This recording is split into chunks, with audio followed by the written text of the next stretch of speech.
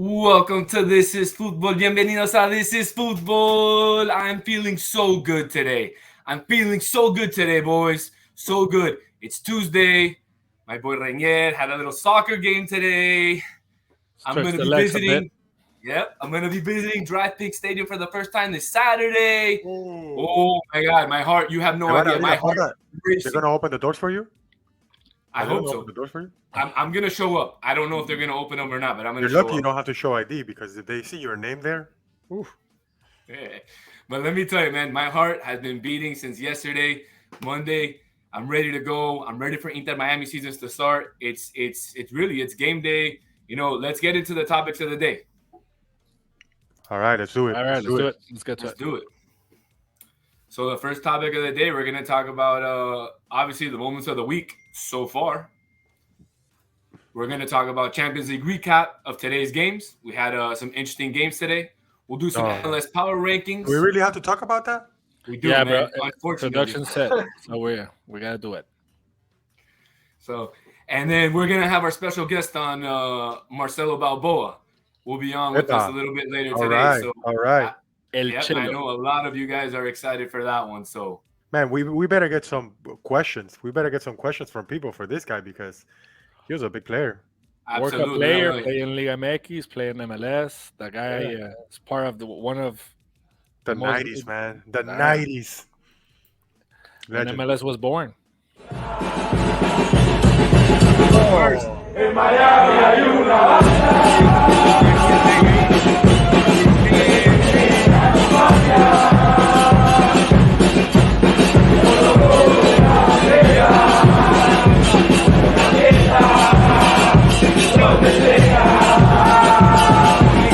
You want to.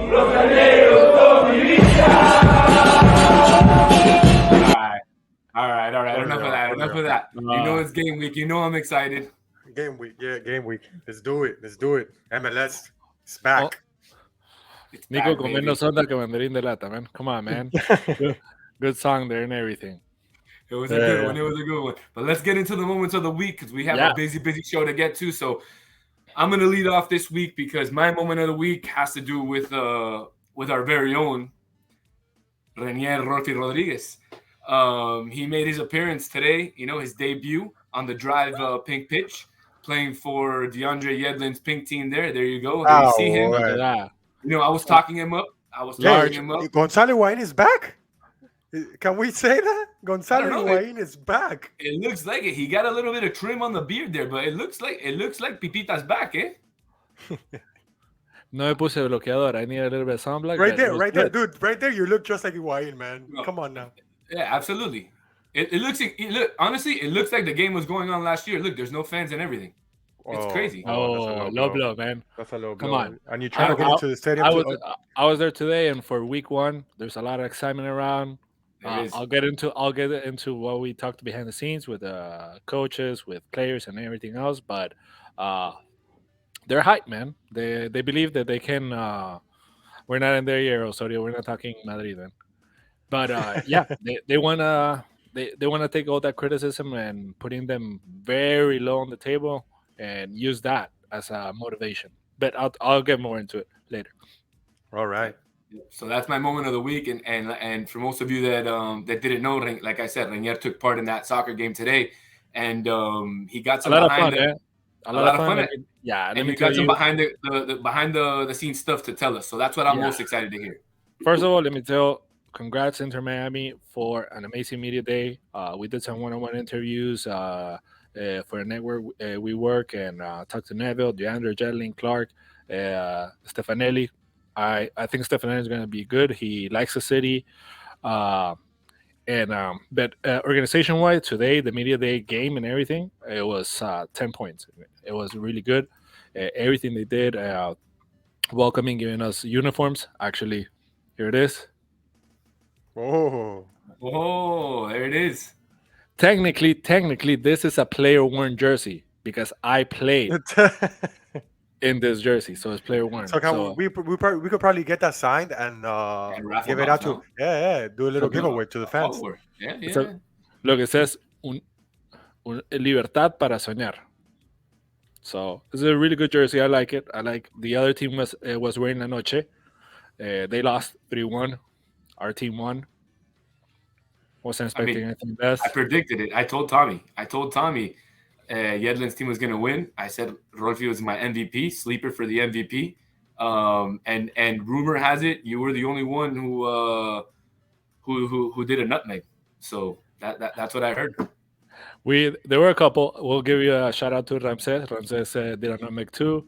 Uh, we got Rodrigo was a really good player in our team.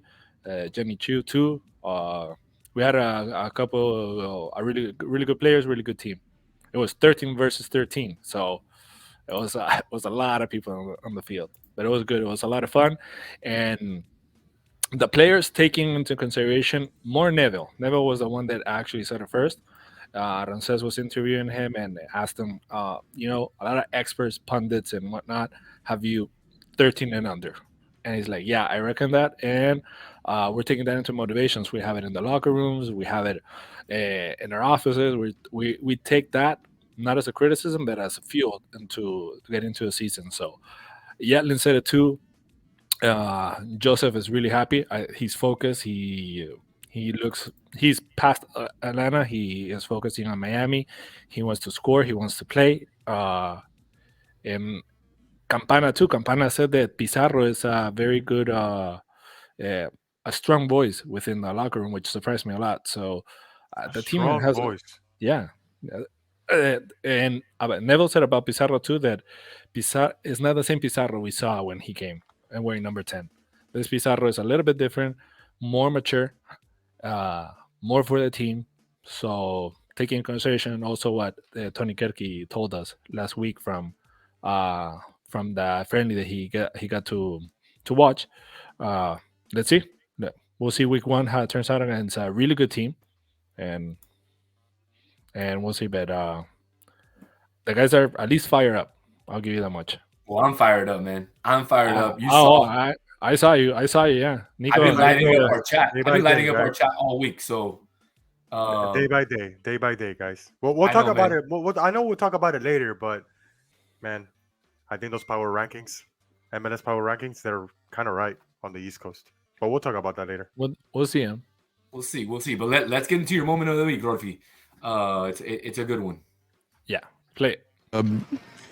After a while now, I had my injury and stuff. So like, yeah, I'm happy with the goals. I'm happy with the win today as well. It wasn't. This is a player from Watford. His name is Sema. He's a Swedish midfielder. He scored 2 goals in the victory against West Brom, but that's not the highlight of the interview. Why not? He has a stutter, but he took the courage and to get in front of Mike, doing the post game interview with the channel of the Watford team, and decided to go on. And I think it takes a lot of courage to show up and uh, tackle those type of problems. Then again, it's just it's not a problem that you have to hide. It's something I think what he did is great. It's something that everybody should take pride into. If there's something, just show and do it, and also um, don't hide from it. And I think that's really great. It shows a lot of leadership for the Watford team, and he scored 2 goals. What a great way to make viral and bring more attention to the team and to him. Yeah, yeah, definitely. It's a great story. But I think it was a great moment. There's another player to suffer, very famous one, James. So under control, and I think it was great. Hmm. All right, Nico, what about you? All right, let's do mine. Producción. Let's do this. press play. I think Carlo thinks the tie is over, and I think it as well in the moment. But in 3 weeks, it's how it is in these moments. The closer you get to the game, the bigger our chances. The bigger our chances. The bigger our chances. That's my moment of the week, guys. Oh, we know what's coming here, We huh, had Rolfi? we had a rough game today. I know that we're gonna get to that later, but I feel very embarrassed and disappointed about this team. A team that has played at the most elite level for over 6 years. A team that has brought up a bunch of world class players, and we show up at home to Real Madrid, winning the tie 2-0 in the first 15 minutes, and get outscored by 5 goals afterwards. Jurgen, club, the tie is over, mate. Over. We shouldn't even show up to Madrid. As a matter of fact, there's some players in Liverpool that should, frankly, quit. It's embarrassing the way they perform today. That's all I gotta say. I don't know if you want to talk about it now, but I'll give my point of view about the game. I was driving back, but I had it, and I was listening to it, and it was just goal, bro. I think that the Alisson mistake on Vini's goal, that's where you guys just went all just plummet, just I went don't all think the way.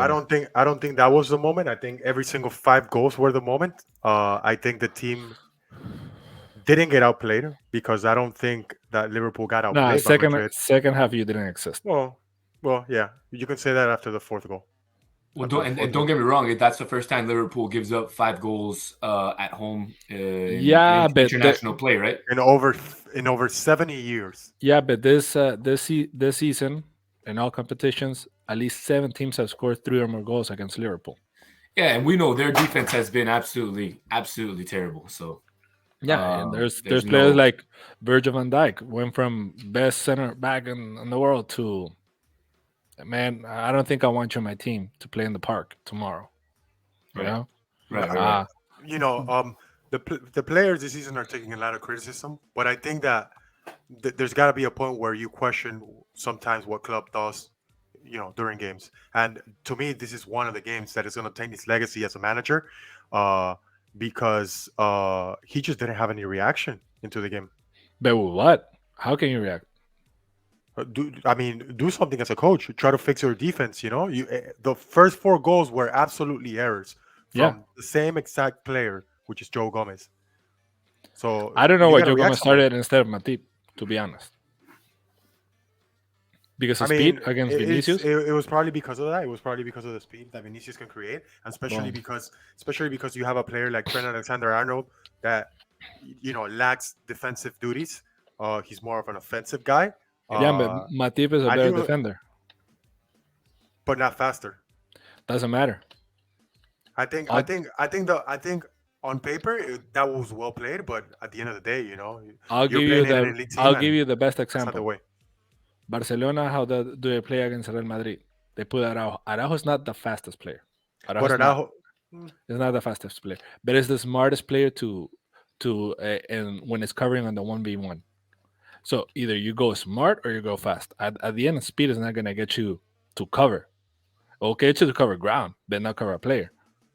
If you're No. smart about it, no, but you're comparing a Rolls Royce, which is Araujo, to a Fiat or a Twingo. you don't which have is a Joe Rolls Gomez. Royce.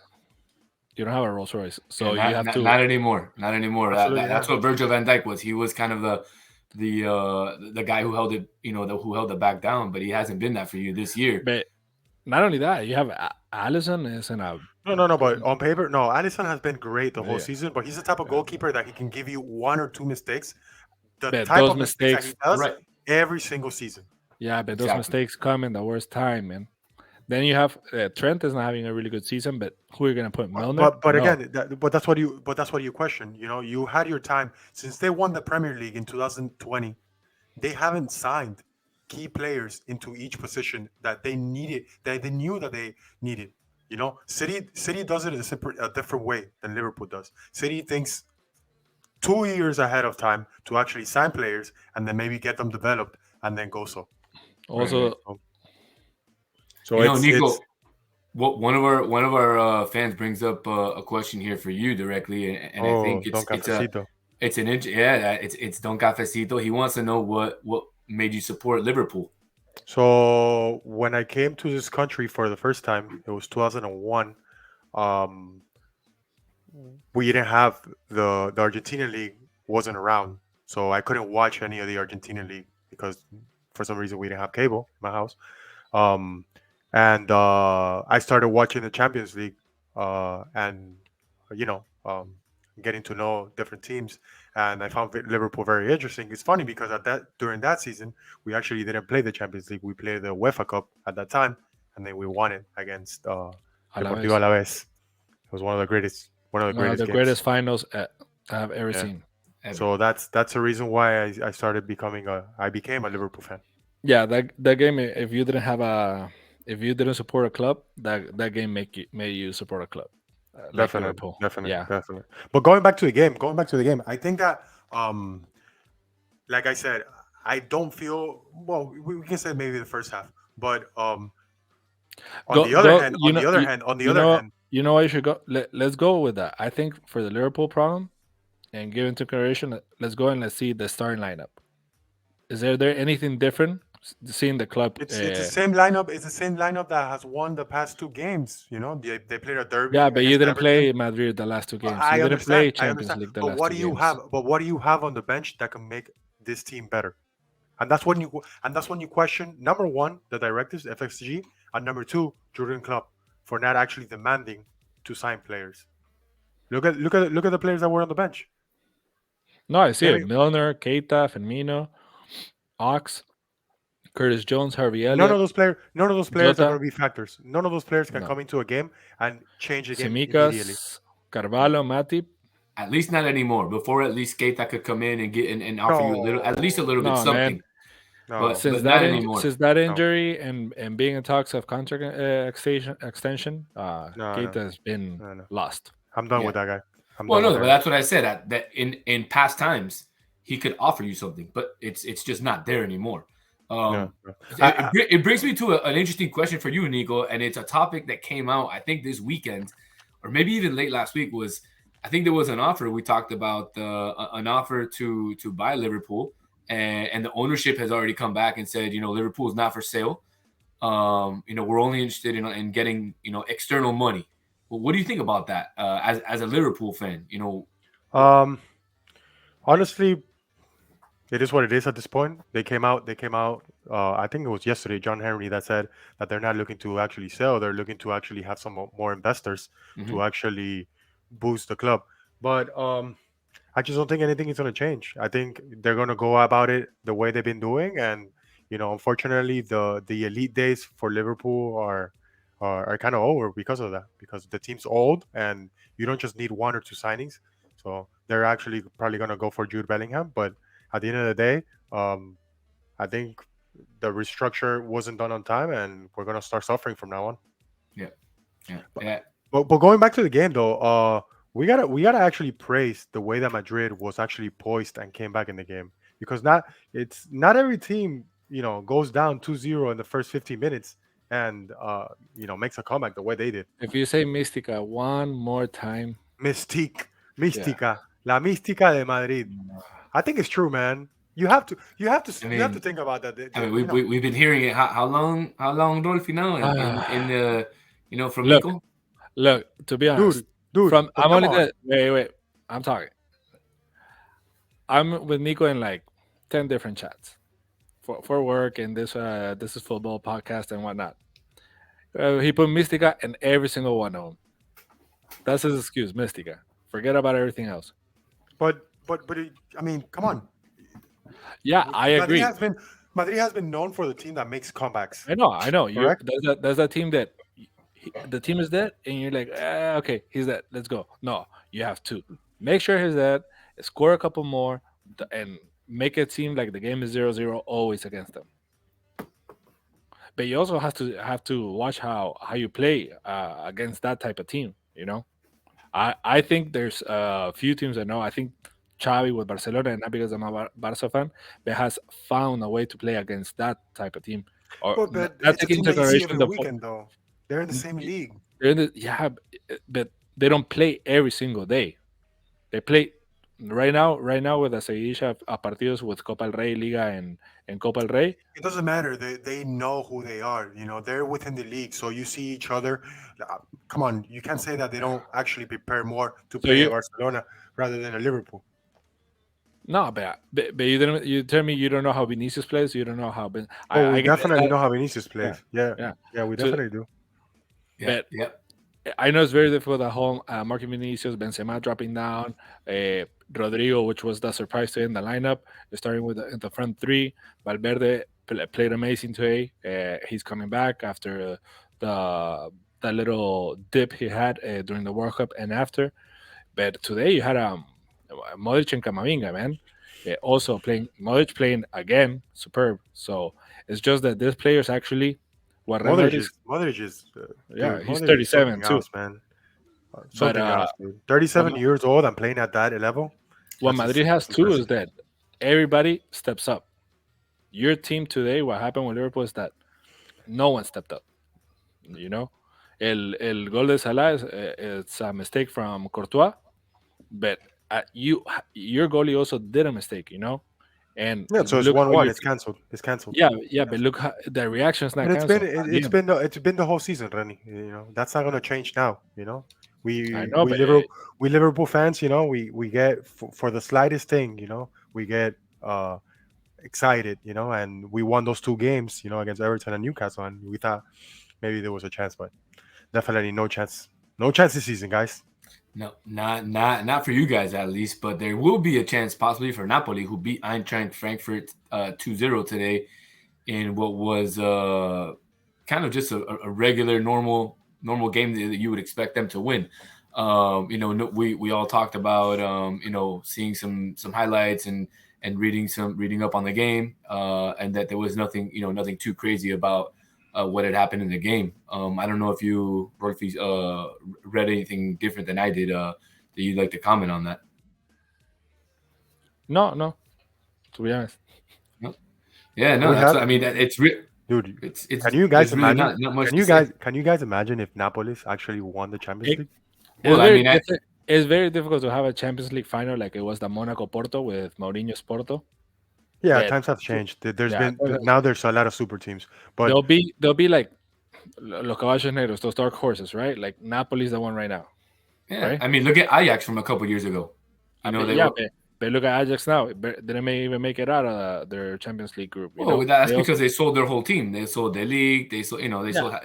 yeah. So I mean, and that happens. You're gonna have that, but But also Napoli is in great shape, although they were eliminated from Coppa Italia.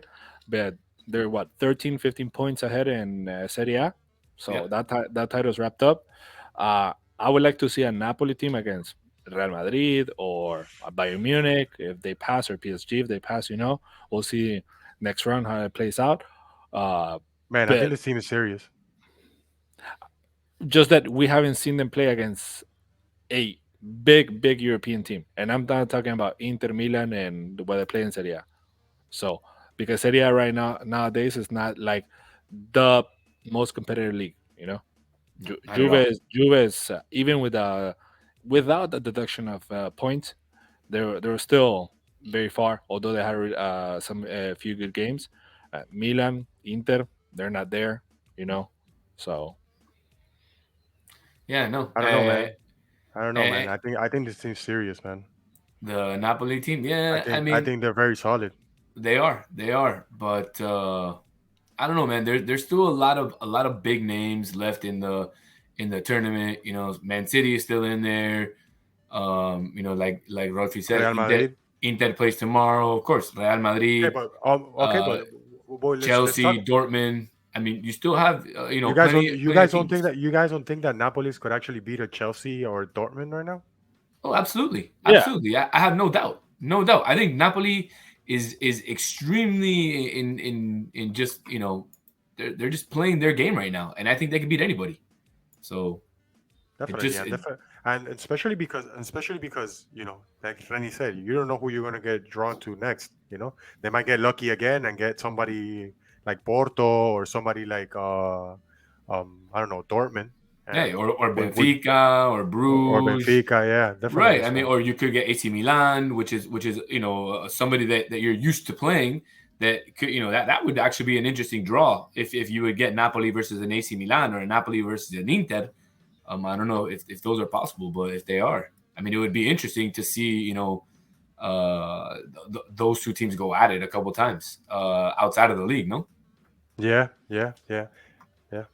But definitely, I would love to see a Napolis win, Oof. dude. We will have, like you said, wouldn't it be kind of crazy and odd? Argentina wins a World Cup in 2022, and Napolis wins the Champions League And in El 2023, Scudetto and El Scudetto, right? and That's Scudetto. Scudetto, yeah. So and it's 1 year ago and two Argentinians. We'll be joined by another Argentinian in a little bit, but and we'll have to ask him about that.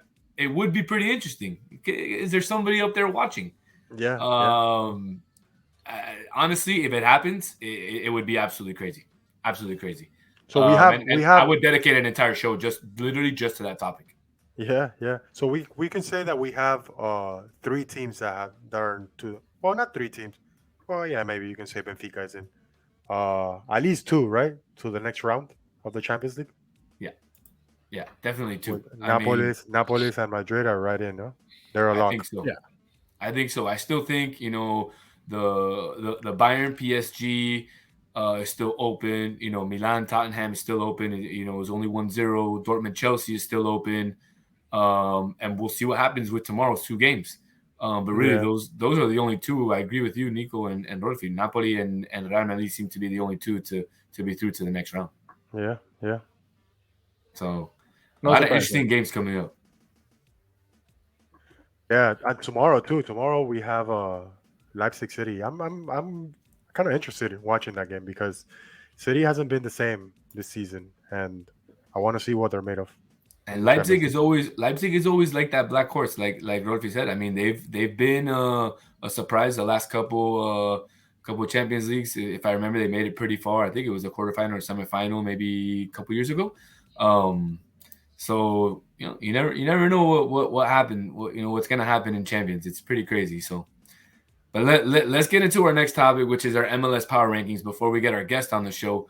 Yeah. Because we have a lot of interesting questions for our guests, and we want to get into these MLS power rankings that have come out over the last couple of days. The three of us are extremely mad at the power rankings, especially where they have our local team ranked. So I don't know if you want to throw them up in the production truck. If somebody wants to throw up one of the two conferences, the East Coast, right? The East Coast. Let's talk about the East Coast. That's the most the most interesting one.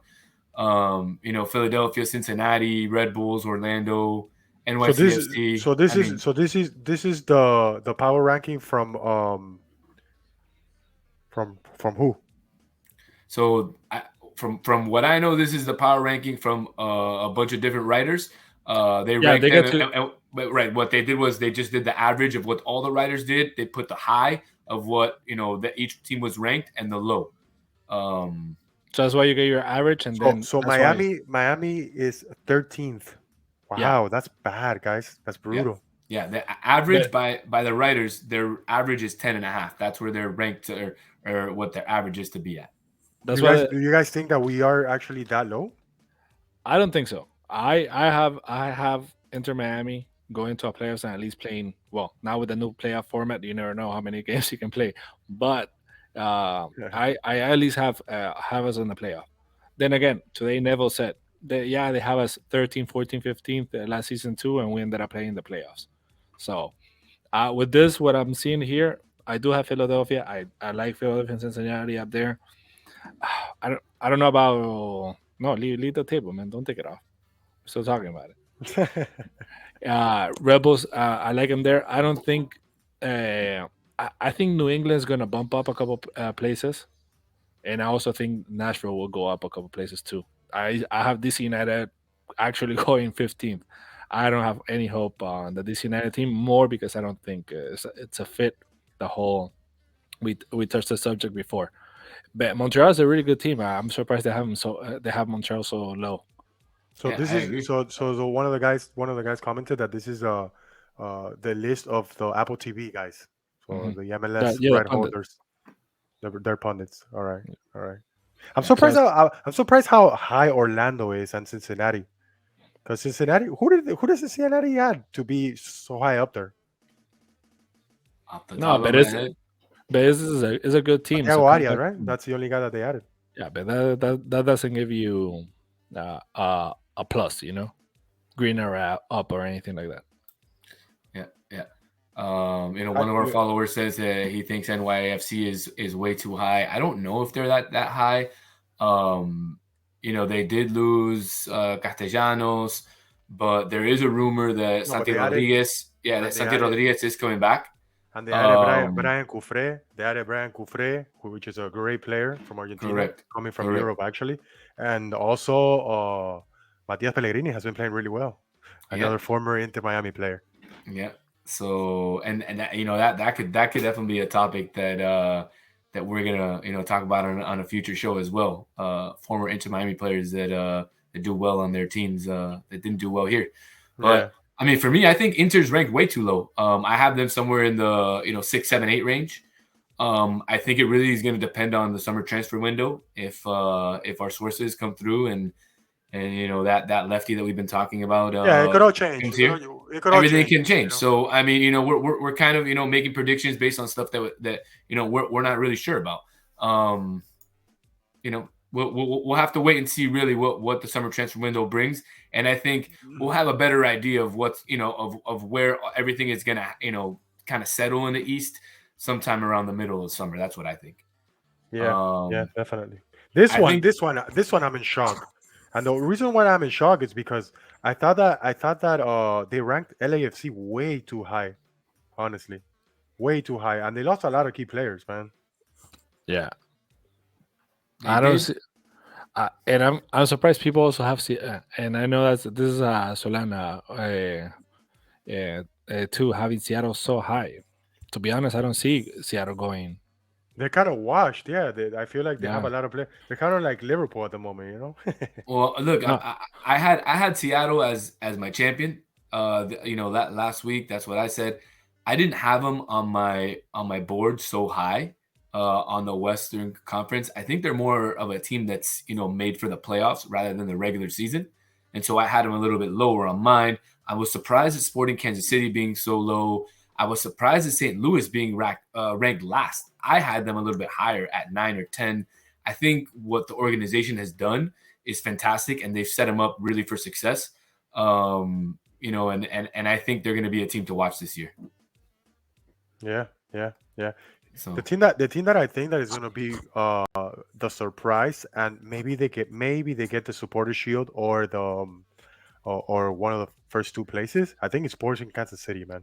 I think that they're a surprise team. They're a sleeper team, and they have a very solid team defensively first and offensively with Alan Pulido. Yeah, they get their DP, their striker DP back. Last game he played was in 2021, so it's been over a year without him. They get it back, and let's see Sporting KC how it does. What do you guys think about San Jose with Lucci? I think it's gonna be tough over there. I know the owner is not much of a big spender. They like to bring it through the academy. I know Lucci personally. I played with his brother growing up, and he coached me for a few games. So I know he has the potential to be a great coach. But it's tough in this league when when you're not given the assets by your owner or by the front office. It's tough to succeed because there are other owners that are giving their managers the players that they need to go far in this league. So really, it's going to depend on how well he can develop those young players out there. He has an interesting forward though. I'll tell you that he has a really interesting young forward out there to keep in mind. So we mentioned him on the show last week, but he's one of the big surprise candidates this year. Let me just tell you one thing with this format, Nude, because it was official from MLS, that any team that is playing CONCACAF Champions League will almost also play Leagues Cup plus MLS. They're looking at 60 games a year, which is a lot. And remember, there's 20 senior players that can only be in the roster. I think a lot of teams are going to run out of gas really fast. Keeping an eye on those Champions League, CONCACAF Champions League teams. Yeah. Well, and I think that could help out the teams that aren't playing those other tournaments in the actual in our MLS local league, because those teams who aren't playing all those games are probably going to have a little bit more legs, like you said, towards the end of the season. They could maybe push and take one of those teams that is on the border of getting in or getting out in, and they can make a push themselves. So you make a really, really interesting point. One thing that I want to bring up about the MLS, as we wait on Marcelo to join us here. I know he was in practice. Yeah, he was in practice, and he's coaching. He coaches under 17 Colorado Rapids, Colorado team, and they move his practice a little bit later. So we're just waiting on him to finish, and he'll join us. Absolutely. So one thing I want to get into, and it literally just came out, it's kind of breaking, is this new MLS playoff format. Like, I started to read about it, and I was like, hold on a second, there's a wild card game, and then that'll be one game, and then the first round of the playoffs is 3 games. And I was like, what, 3 games? Why would you play 3 games? And then there can't be any ties. So if any of those games ends in a tie, you go straight to penalties. And then after that, it's just 1 game. Like, what is that? Like, why can't they just be normal and just play 2 legs? It's kind of like taking the game into American sports, like you're trying to add a little bit too much, like to make it like either NBA with their All-Star and all that stuff, or like the NFL with their new formats now.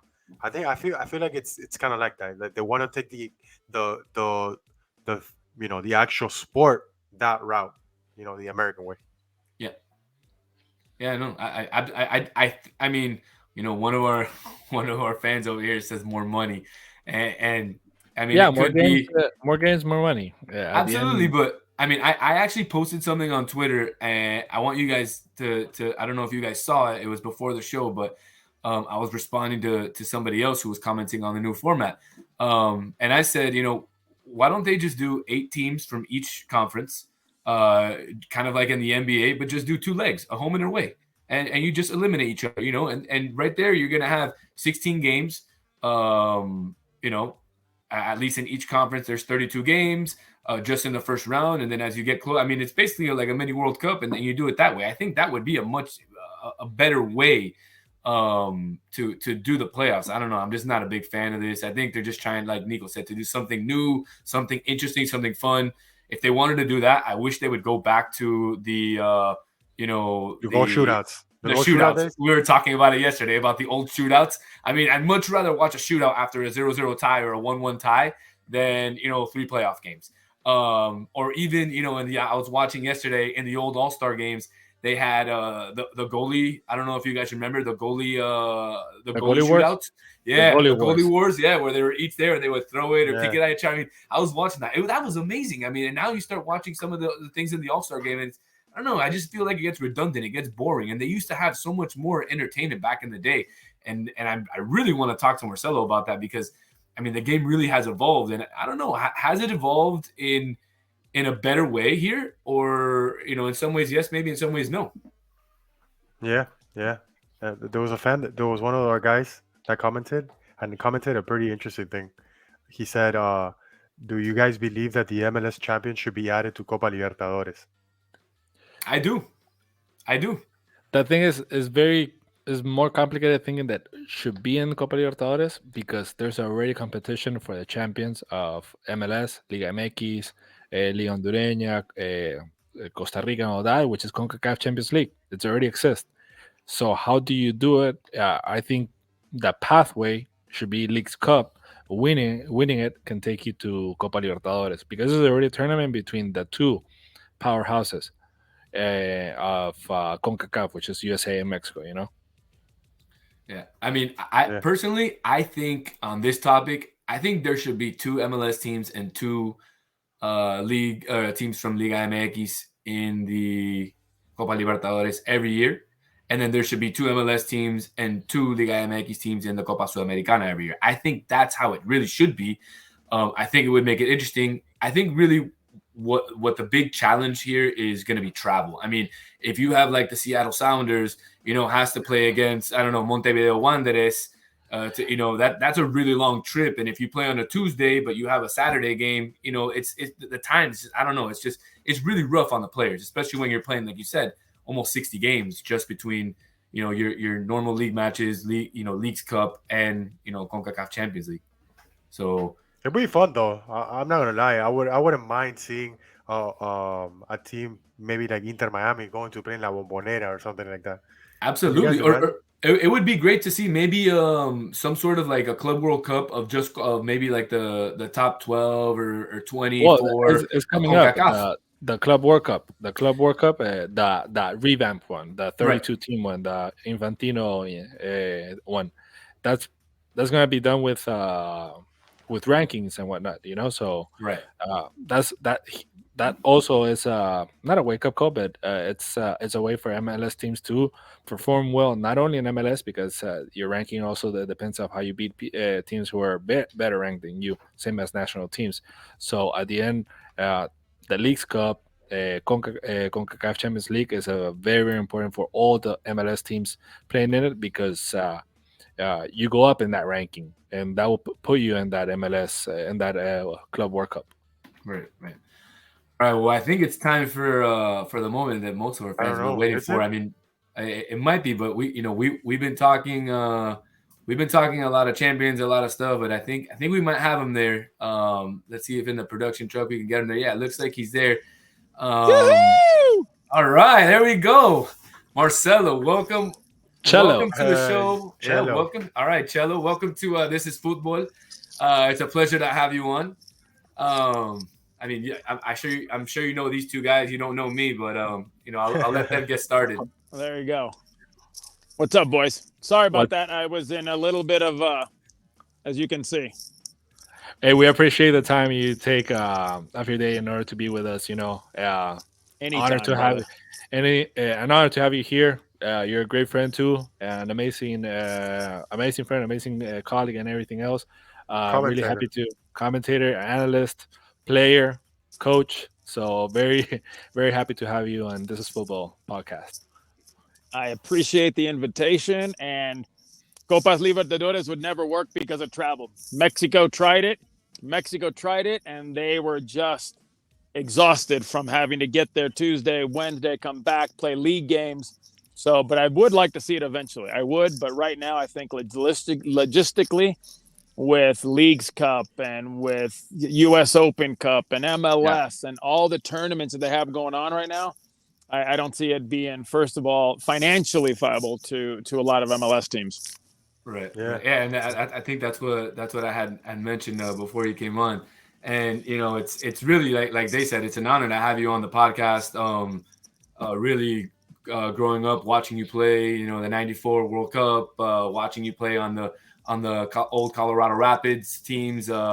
It's really an honor, and I have a lot of interesting questions. We all do, and if you don't mind, I mean, really, I did a little bit of my research on you. I saw, coming out of college, you played a year with the San Diego Nomads, before you ultimately made your professional debut with the San Francisco Bay Blackhawks. Yep. And really, I'm curious to know, now there's we have the MLS League. Before we didn't have that. We have the draft. There's a lot more, I guess, opportunity for younger players to make it to the professionals. How have you seen that transformed, over the last 20 to 30 years, from when you started to now that it's almost, you got kids playing absolutely everywhere and the opportunities are almost endless. Listen, we didn't have that many opportunities. The only place you really played was high school. College coaches would come watch you there. You would play ODP if you were lucky enough to make the ODP. So the opportunity now between the academies, MLS Next Pro, USL, there's opportunities for kids in so many different. Everybody's pathway is different. Not everybody's going to be a pro. Not everybody's going to play on the national team. Not everybody's going to play in MLS, but there are different levels where you can live that dream that we all have of playing professional soccer. So for me, lucky enough and blessed enough, we'll say, the right place at the right time. Coaches saw me play They took me to the under-20s. From there, I went to the full national team. I went to San Diego State. But to see the opportunities that all of these young men and women, let's be honest, men and women now, because of the NWSL and possibly what USL is going to do in a few years, forming that other league to open up opportunities and jobs for people that if you want something, if you want to play soccer, there's more opportunity now to be a pro than there ever was. Yeah, I totally agree. Go, Nico, you can take it. No, go ahead. What do you think, Cello? I know you coach younger kids. Yep. So, and we see this happening in Europe, and I want to know if we can see it in MLS soon, being that MLS right now the path is somewhat easier, but not for everyone. You have the Gavis, the Pedris, this 16, 17, 18, 19-year-olds playing, and not only playing and getting 10, 15, but playing and being starters and being stars in their team. Do you see that happening in MLS anytime soon? Given that you see all the players from different academies, because Colorado plays against other teams. So I want to know if you see it coming into the MLS. It's been coming for a while. The homegrown players, the younger players, the 16, 17, 18-year-old. If you look at what Dallas has done, Philadelphia with Paxton and Pomykal from Dallas and Aronson from Philadelphia. The problem is you're developing them at 16, 17. By the time they're playing with the under-20s, they're playing, right about the under-20s, the under-17s. They've already been scouted by European clubs, which is awesome. I think that puts us into the world market now that people are coming over here and buying our players and taking our young 17. Look at Pulisic, look at Weston, look at Tyler Adams, look at all the young players that have left the academies, MLS, to go to Europe.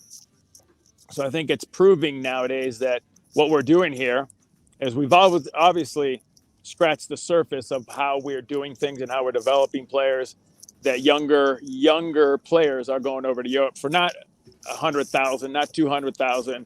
You're looking at between $4 and about $6 million worth of sales. So we're in the world market finally of trading and bringing players in and transferring players out. So we just have to keep developing and doing what we're doing. Yeah, and no, absolutely. Good. And that's good news for a national team, because then you get all our players having that international Champions League, Europa League, any type of tournament, European leagues, and getting that playing time, And once they come here, you get that difference in how to play when you play against Mexico, Honduras, Costa Rica, and all the teams that you're going to play. Yeah. Well, that's the important part. You just don't want to sell them and then they sit on the bench. That used to happen 10 years ago. Now every player is an impactful player, and the majority are getting lots of minutes. So I think we've seen the change of that last generation of national team players that didn't qualify for Russia compared to this younger generation who is getting a lot of playing time, and are players that are finally impacting their leagues. Yeah, like Pepe. Pepe decided to go to let's say lower level team league. And look at him; he's banging goals, and he for sure will get his chance back in the U.S. men's national team. So we'll see. You never know. We're 3.5 years away. There's no qualifying. Well, but we have that Nations League coming up against Grenada and El Salvador. That's but again, we can't. We put, unfortunately, we put a lot of these kids on a pedestal. They score in CONCACAF, and now we're thinking he's the next thing since sliced bread. And the only way you know what kind of level he's at is where he's playing in Europe. And then when he does play against good international competition, how does he do? Copa America is going to be a great opportunity, a great test for a lot of these younger players, be it Pepe, be it, Jesus Ferreira, be it whoever it is. That's where you're going to see who stands out and who is ready to take that number 9 shirt. Talking about that number 9 shirt, there's been recent talks that the French kid, the guy that plays at Lille, he might be called up to the national team. I think that would be a really good option, because I don't think we really have a striker at the moment, right? We have strikers, but we don't have a striker to buy. But I think when you go back and you say this kid's got to make up his mind what country he wants to represent, just like when you talk about Musa had opportunities, Gio Reyna had opportunities to go to different places. So the important thing is to see where he wants to play. And again, it's the same thing as the rivalry between USA and Mexico trying to get players. What players can you bring in? What players will stick? And we'll see. Right now, we've got to keep looking and searching for that 9 because I think we have everything else on that team except for a pure goal scorer. Do you like Brandon Vasquez? I'd like to see him play at a higher level than playing in the January camps. Mm-hmm. I think he did enough to merit an opportunity to be on that Copa America team for the U.S. But you got to wait and see how his form is when he gets into MLS. Yeah. Yeah, we also got to see who we name as men's international coach, right, Celo? Because I mean, right now it's all up in the air. I mean, I don't know who your favorite is, or who you think might be the favorite. On our side, we only read what's out there in social media and in the news. Yeah. We've heard Bielsa as an outside candidate. We've heard Jesse Marsh. We've heard Jim Curtin. Even Brian Schmetzer. Even Giovanni Savaresi. So I mean, we've got a lot of names out there. I don't know who do you think? I even heard Terry Henry the other day. We talked about it. Oh yeah, he was asked. He was CBS. asked. Yeah. Here's the deal. It depends on if you want the easy choice. If it's an easy no-brainer, then you take Jesse Marsh. Right? That's a no-brainer. He's an American coach. He's been in Europe. But you're still 3.5 years away. You don't have any qualifying. By next year, by this summer, by the end of this year, when you're getting ready for Copa America, then I feel that you need to have that guy that's going to start getting this team ready towards that World Cup. And that's just me. I don't think we're in a rush. We're in a panic that we need a coach right now. So coaches at the end of this year are going to be out of contracts. Somebody talked about Jurgen Klopp. Why not? Mourinho, why not? Why not take a look at them? You know what I mean? Yeah, especially because they're big names. They're like the sexy name, right? And I feel like having the World Cup in 2026 be in the U.S., you kind of have to have a well-known coach, right? I think here's my opinion, and this is just my opinion. We keep hiring new coaches, right? Coaches that have never coached in a World Cup. And now we've got players that have experience in a World Cup. So at what point do we hire a coach who's already been there, done that, has been successful in a World Cup, that knows what it's going to take to prepare a team for the World Cup, what's going to help us prepare this team to get out of the group stage and into the next phase and into a quarterfinal? So, I think we need a coach with a little bit of already World Cup experience and some success in the World Cup. Yeah, we're gonna have to wait and see who becomes available then. As the year goes on, because right now there's not too many that might have that experience out there. Exactly. And also, I mean, we're still without a GM and we're still without a president, or without. We got to figure that out as well. One question I'm dying to ask you, man. I'm from Uruguay. I'm a big Tab Ramos fan. I know you shared the locker room with him. Yeah. I mean, what was it like sharing the locker room with Tab Ramos, with Alexi Lalas, with guys like this? All of us that have seen you play, seen you guys play, we're all just wondering, what's it like sharing the locker room? Is it the same thing as like what we go through, on our Sunday league games, or is it a little bit crazier than that? Like, you guys listen to some crazy music in there. I mean, nah, listen, we become friends. Initially, when we came in together, it was just getting to know each other.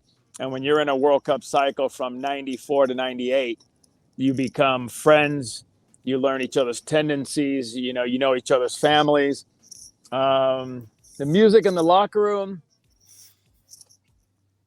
back then, I can tell you there was no salsa being played or anything like that. So it was a lot of AC/DC. It was a lot of Motley Crue, that kind of stuff. Who controlled the music? I feel like Alexi would control the music. I don't know why, but Alexi and Kobe. See, Kobe. Alexi and Kobe took care of that. Okay, okay. Every once in a while, Ronaldo would jump in with U2. He would jump in with his U2 song, but you got to imagine we had County Crows. We had all those, so it was a different era. Absolutely, man. I'm sure nowadays, it's they might be listening to us, maybe some EDM or some hip hop, something definitely different. Yeah, they definitely got different music than we did, that's for sure. So, you know what I mean? Going back to that World Cup, to that time, to that World Cup. We had a fan that came out and asked a question. How was that Colombia game for you guys? It was nerve-wracking.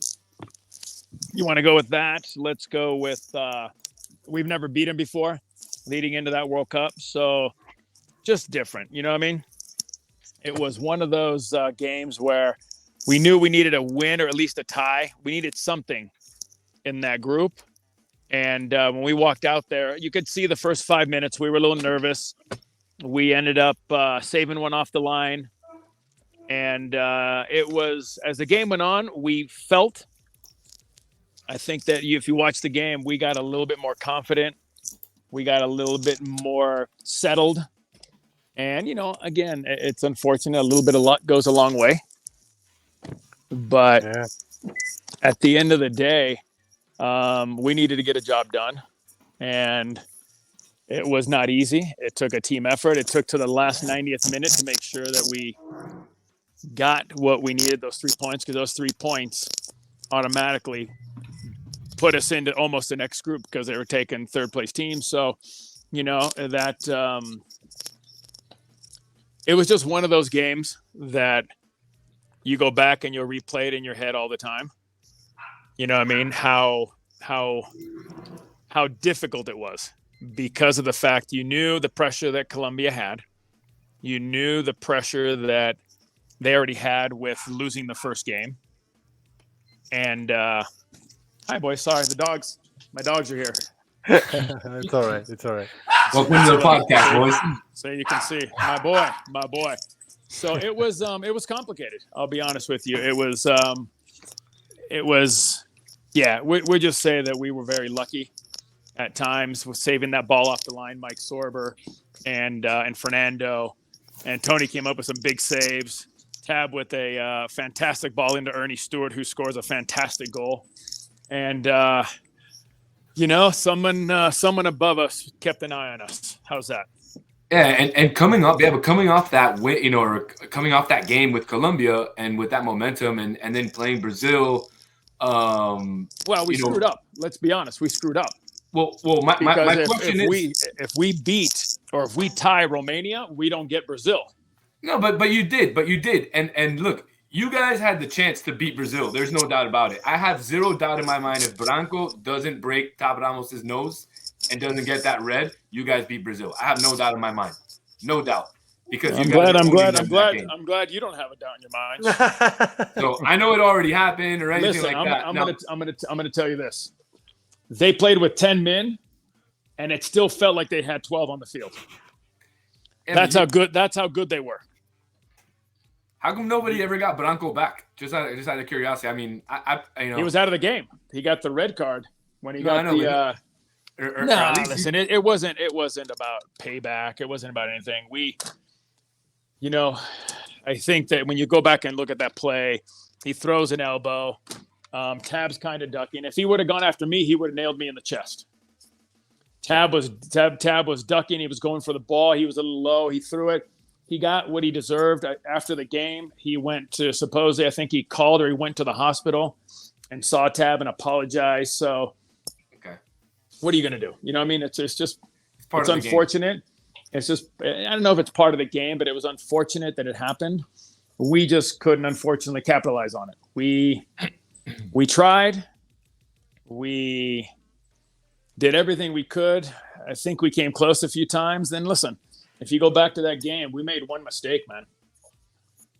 We let them through the middle of the field one time. You know, Romario gets the ball. He runs right there. He drags me out. I've got to go close him down. Bebeto pulls off and away from Lexi. And next thing you know, he goes far post. And that's the one mistake we made in 90 minutes or 98 minutes, whatever we played. That's the one mistake we made, and they punished us for us. That's how good they are. They punished us with one mistake. Yeah, it was really unfortunate. Yep. So what do you do? I want to go into a more fresh topic. We have the MLS starting this week. Yep. I wanted to know more or less your candidates to actually go all the way this year. Ooh, that's a tough one. That's a tough one. I picked on my poll already. I think I have Philadelphia as one of the top, like always. We all know. I had Cincinnati up there. I even had Toronto up there with a few bodies that they've brought in. Okay. Orlando, I think when you look at this group, is dangerous. On the West, I don't know how you can go against LAFC right now. They've got. I think Seattle's going to be tough. Don't you feel like LAFC lost a bit with the departures of Arango, with Chicho Arano and yeah, but Tello? You got to look at what everybody else is bringing in. Has anybody else really brought in big time? Austin will be a candidate. You know what I mean? Seattle with João Paulo back, so it'll. Like I said, I don't see a clear-cut favorite yet. Maybe Philadelphia because they're returning almost everybody. Okay. You know what I mean? So, but this year, I got to be honest. I still sticking with. I think Cincinnati's going to do something interesting. I think Cincinnati could do something interesting, but I think, like always, you're going to find a dark horse. Who's the dark horse this year? You know what I mean? Yeah, we're hoping Inter Miami. We're hoping, Inter Miami does some. I don't know, man. Higuain went on fire when things calmed down, and towards the end, he was going to retire. He killed it. He killed it. Who's going to take his place? Who's going to score goals? I mean, we got Joseph Martinez. Yeah. Well, again, we're hoping. You know what I mean? So, like I said, I don't see any team right now that. I still go with Philadelphia, LAFC, maybe a Cincinnati, and then a few other teams are candidates. But again, transfer window opens up, somebody goes by as a player or two, and all of a sudden they become a candidate. So, well, one last question before we let you go. Yeah, man. We were talking a lot about jerseys over the last couple episodes. And we weren't too happy with a lot of the new jersey releases, and we're kind of throwing up some pictures of some old Colorado Rapids jerseys. You were there. What do you think? Your opinion on the jerseys from back in the day versus the jerseys today? You can't compare, bro. Are you kidding me? My jersey, when I started sweating and we were playing back at in Tampa. And all those places, those jerseys weighed 100 pounds. As soon as you started sweating, they started dripping down. Nowadays, you got this dry fit that pulls the moisture away from you. So this, I mean, let's be honest, it's a little bit more modern now, the quality and everything. But back then, I think there might have been some sort of cotton blend with polyester, and they weighed, even the shorts weighed, the socks were thick. So. But in terms of the design and stuff, would you say that the design, at least back then, they had some more out of the box instead? Like right now, everything seems all cutter, where it's it's got the 3 Adidas lines, and they're kind of like all. Well, remember back then you had different companies. We had Kappa, there was Nike, there was Adidas, we had Puma at one point. So I think you had a little bit more ability to be creative per team, right?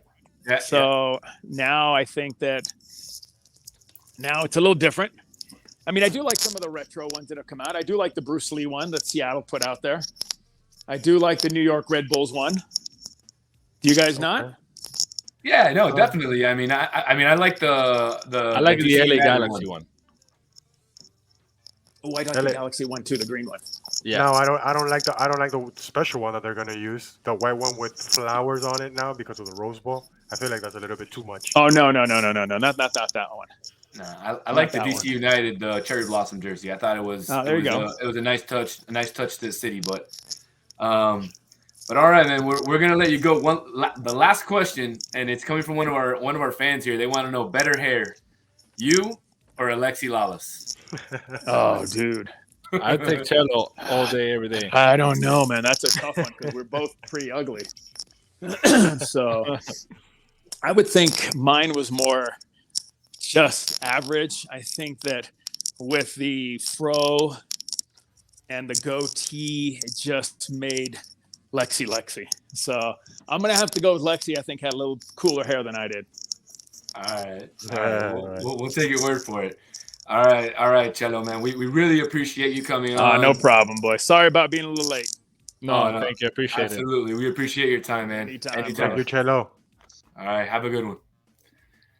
All right, guys. Well, I know, Renny, I know you have to go. You have some work to get to.